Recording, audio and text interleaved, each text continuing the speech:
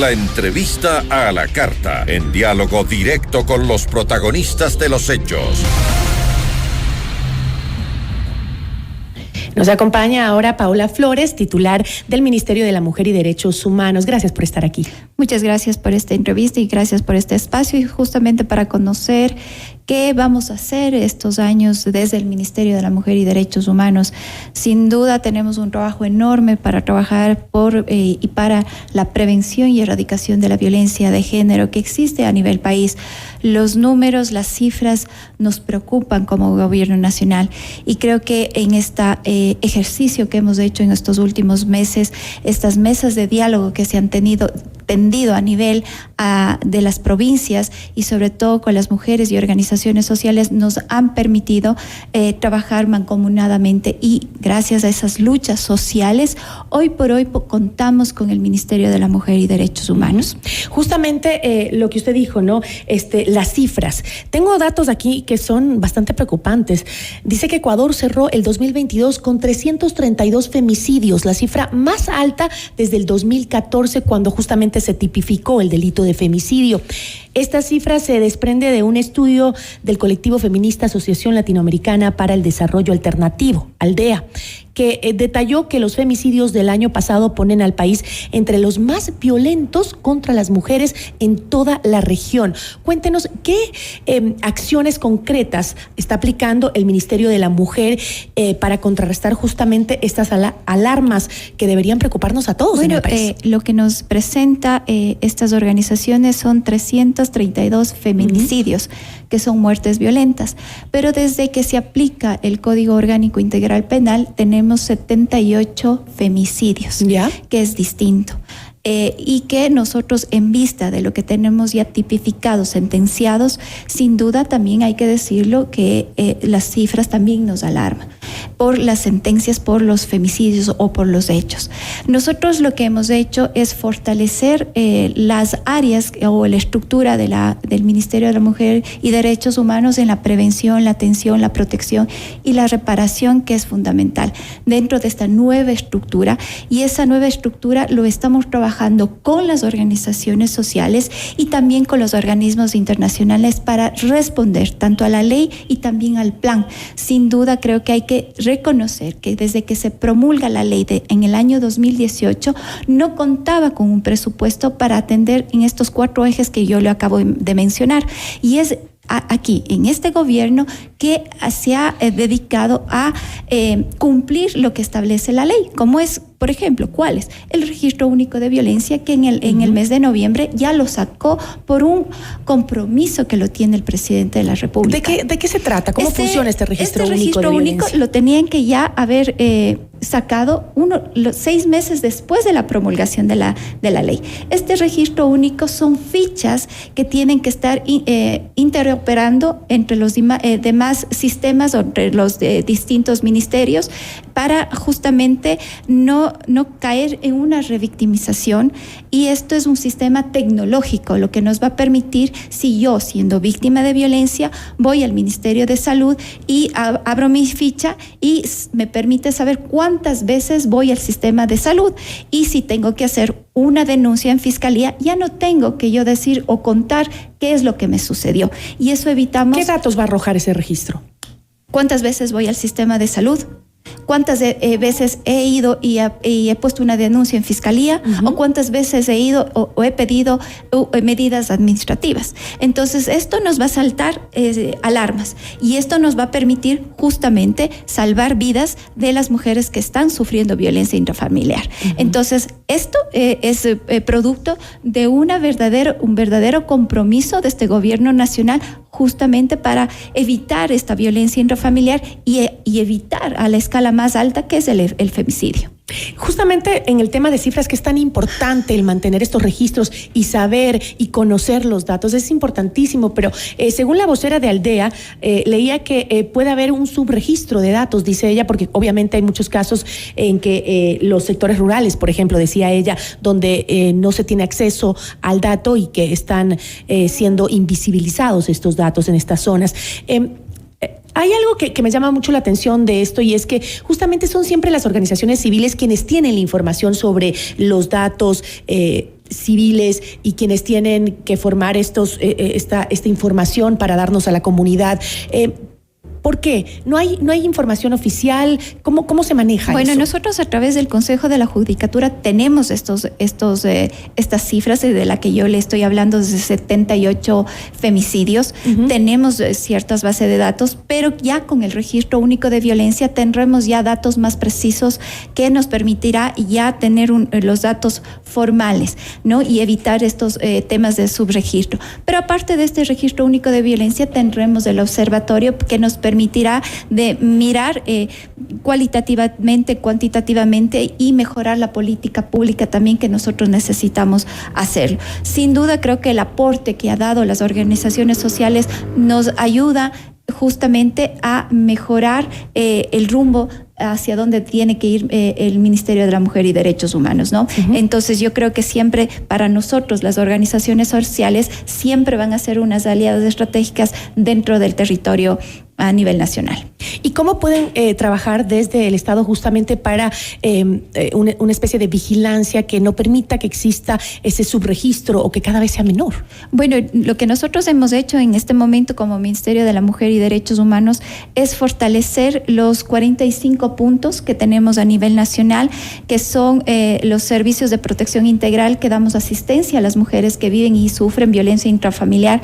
En este momento hemos atendido a 54,000 mujeres en situación de violencia y obviamente a sus niños y niñas, ¿no?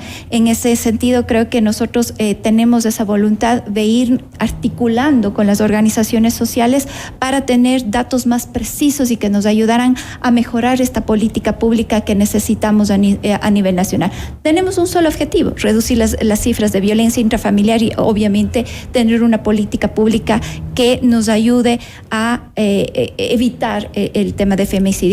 Dentro de esto también este ejercicio que lo hemos hecho a raíz del caso de la doctora Bernal, hemos podido extendernos las mesas de diálogo, mesas provinciales, en donde hemos visto cuáles son los nudos críticos y también hay responsabilidades dentro de la ley, Gisela, de que hemos visto que falta profesionalización dentro del el Consejo de la Judicatura, Fiscalía, y que tenemos que tener una articulación de todas las personas que conformamos la ley de erradicación de violencia.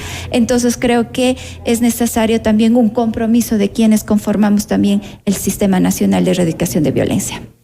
Me gustaría hablar un poquito justamente del tema legal y de lo que usted mencionó al inicio. Usted dijo, no es lo mismo feminicidio que femicidio. Yo tenía el dato que eran 334 femicidios, usted dijo que no, que son feminicidios y que son 70 y pico femicidios los que se han registrado. Sí. Según el artículo 141 del Código Orgánico Integral Penal, tengo aquí que el femicidio quiere decir la persona que como resultado de relaciones de poder manifestadas en cualquier tipo de violencia dé muerte a una mujer por el hecho de serlo o por su condición de género. Será sancionada este delito con pena privativa de libertad de 22 a 27 años. ¿Todos los asesinatos a mujeres están contabilizados como femicidios o qué características tienen que cumplir el delito para justamente identificarlo como tal? El feminicidio es cualquier tipo de muerte violenta. ¿Ya? Y así lo están catalogando las compañeras de las organizaciones sociales. Usan 14 variables, más o menos.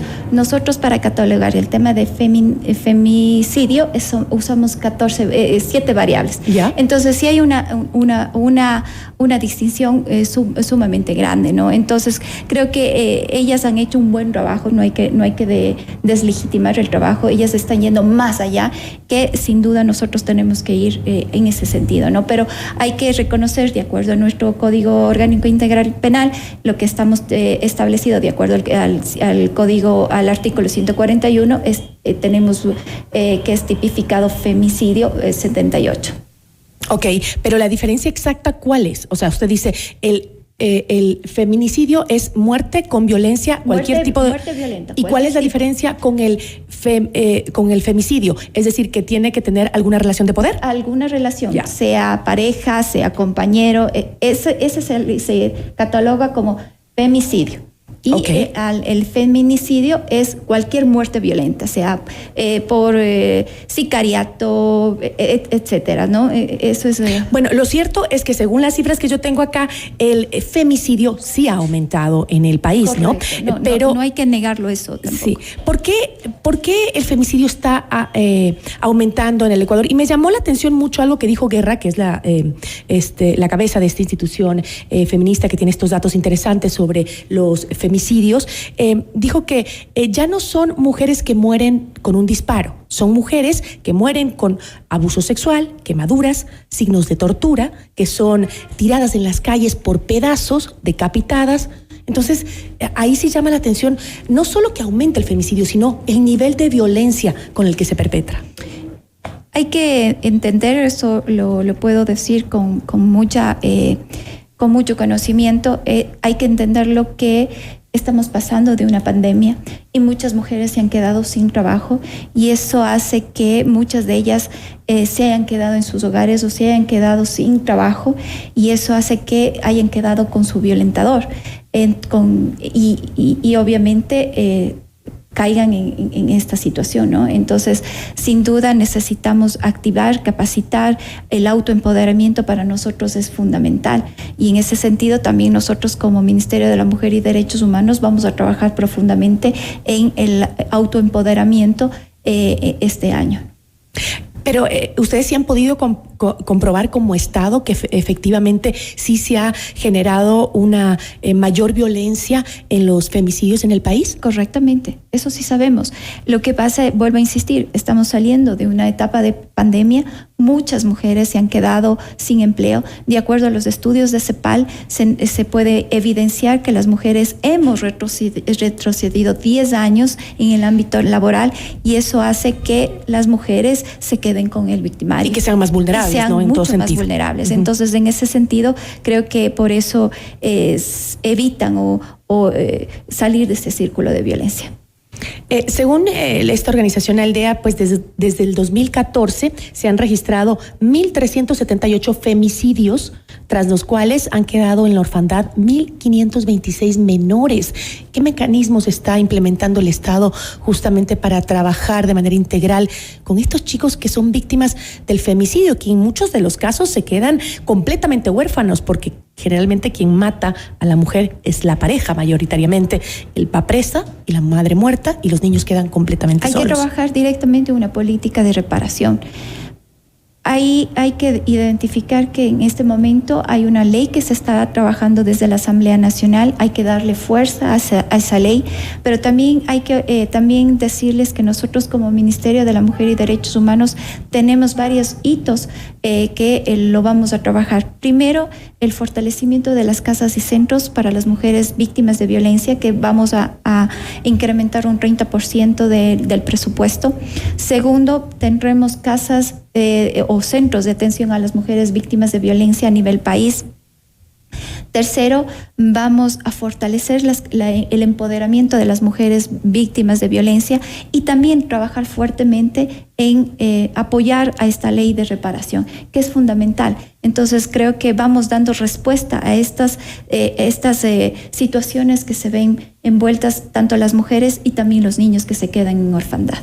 Entiendo que se han generado este año ya algunos centros en algunas provincias del país, ¿no? Todavía no. ¿Para cuándo los tendríamos? Estamos en este mes vamos a inaugurar en Esmeraldas, en Quito, Latacunga y Lago Agrio. Y posteriormente, para el mes de mayo, se vaya así inaugurar 6 centros más. ¿Y se ha hecho una priorización dependiendo de las cifras o algo? De acuerdo a las cifras, exactamente. Vamos por Guayas, que también es una cifra que también nos alarma como ministerio, y así sucesivamente, donde haya mayor índice de violencia, vamos a ir. ¿Cuáles son las provincias con mayor violencia hacia las mujeres? Tenemos Pichincha. Primero Pichincha. Guayaquil, Pichincha, tenemos Esmeraldas, que ya lo estamos hablando, Lago Agrio. Entonces creo que son esas provincias donde vamos a abrir los centros violeta, son donde mayor índice de violencia existe y también femicidio, ¿no? ¿Tiene el Ministerio de la Mujer un registro de los niños y niñas que quedan en la orfandad debido a este delito? Bueno, el que maneja directamente los niños que se quedan en orfandad es el Ministerio de Inclusión Económica y Social, porque es el ente quien da un bono por esta situación, ¿no? ¿Ya? Y ellos tienen ese registro oficial. ¿Ustedes no trabajan en conjunto? Por ejemplo, en el caso de María Belén Bernal, que queda el hijo completamente, bueno, tiene a la abuela, gracias a Dios, tremenda abuela que tiene, pero en todo caso sí necesita la ayuda del Estado también. Bueno, nosotros lo que hemos hecho es facilitar los mecanismos y quien se encarga de entregar el bono mensualmente es el Ministerio de Inclusión Económica y Social. Y el trabajo alrededor de eso, ¿cómo se le incluye al Ministerio de la Mujer y Derechos Humanos? Nosotros dividimos en 2 tiempos, Gisela. En el primer momento, cuando la persona se declaró desaparecida, y en el segundo momento, cuando ya fue un femicidio. Hasta que Fiscalía General del Estado nos indicó que tanto la señora Elizabeth Otavalo como el menor están siendo incluidos bajo el sistema de víctimas y testigos, y hasta ahí nosotros podíamos llegar, hasta donde nos dan. ¿Y de cuánto es ese bono que le dan al hijo que queda huérfano por un femicidio? Estamos hablando de $125 mensuales. Que jamás serán suficientes, ¿no? Nunca van a ser suficientes. Además de que se necesita también un trabajo psicológico ahí. Por supuesto, y creo que en eso nosotros estamos, ¿no? Para eso están los servicios de protección integral, tenemos la capacidad instalada y eso lo que nosotros hacemos dentro de los territorios es avanzar si es que identificamos tanto una víctima de violencia o un niño en orfandad, lo que nosotros es dar ese apoyo psicológico que necesita. Estos centros de acogida, estas casas de ayuda para mujeres y para niños víctimas de la violencia de género, ¿qué servicios van a tener? Bueno, el apoyo psicológico, que para nosotros es fundamental, el trabajo social para la reinserción educativa, lo que necesite, y también el apoyo legal, que es otra parte fundamental, ¿no? El cómo la mujer tiene que realizar sus denuncias, la asesoría que necesite, si es que necesita hacer ya los trámites que le corresponden, ¿no? Eso es lo que nosotros vamos a hacer a través de los servicios. ¿Qué presupuesto tienen estos centros y si va a ser permanente el presupuesto? Bueno, nosotros es un proyecto que está de inversión, que está proyectado de más o menos $24 millones, pero no es solo en un año, ¿no? Es hasta el año 2025 y con la proyección, obviamente, de que se vuelvan institucionales y que puedan dar respuesta a las mujeres en situación de violencia. Hay que decirlo, lo que nosotros necesitamos es reforzar esa capacidad dentro de los territorios ecuatorianos, y yo soy convencida que las mujeres dentro de la urbanidad ya tienen todos los servicios instalados. Lo que nosotros queremos es llegar a las mujeres rurales, a las mujeres de las comunidades. Donde justamente existe ese subregistro de la violencia. Y aparte de eso, muchas de ellas desconocen cuáles son sus derechos y muchas de ellas desconocen cuáles son los mecanismos de denuncia. Entonces necesitamos llegar allá. Recién estuve en Morona, Santiago, y realmente es otra realidad. Niñas le obligan a ser madres. Entonces nosotros tenemos que llegar allá y llegar el ministerio a ser parte de las soluciones, ser parte de que primero tienen que conocer cuáles son sus derechos y sobre todo de que tenemos que responder también ahí con una casa de acogida, porque muchas de ellas son refugiadas incluso donde las vecinas, y realmente las vecinas a veces hasta corren peligro la vida de toda una familia. Así es. ¿Qué daño nos hace esta violencia de género que existe en nuestro país, no? Esperemos que este trabajo siga creciendo y que no sea solo de este gobierno, sino que el resto de gobiernos también lo mantengan como una política de Estado. Y que tengan el recurso suficiente, porque esto no solo se es de un compromiso, sino también es mirar que la vida de una mujer no espera, la vida de un niño tampoco no espera, y saber que si es que nosotros sacamos a una mujer de situación de violencia, estamos sacando a 5 generaciones, y hay que entender y comprender esa situación, porque tenemos que entender que la violencia es un tema estructural, y eso es lo que nosotros estamos haciendo, ¿no? Tratando de que romper esa estructura y sacar a las mujeres de la situación de violencia, y no solo a ellas, sino también a sus niños. Sí, porque lo que hace la ley no es suficiente, ¿no? ¿Cuántas mujeres mueren con una boleta de alejamiento en la cartera? Exactamente. Yo le agradezco muchísimo por habernos acompañado. Una buena tarde. Agradecemos a Paola Flores, titular del Ministerio de la Mujer y Derechos Humanos.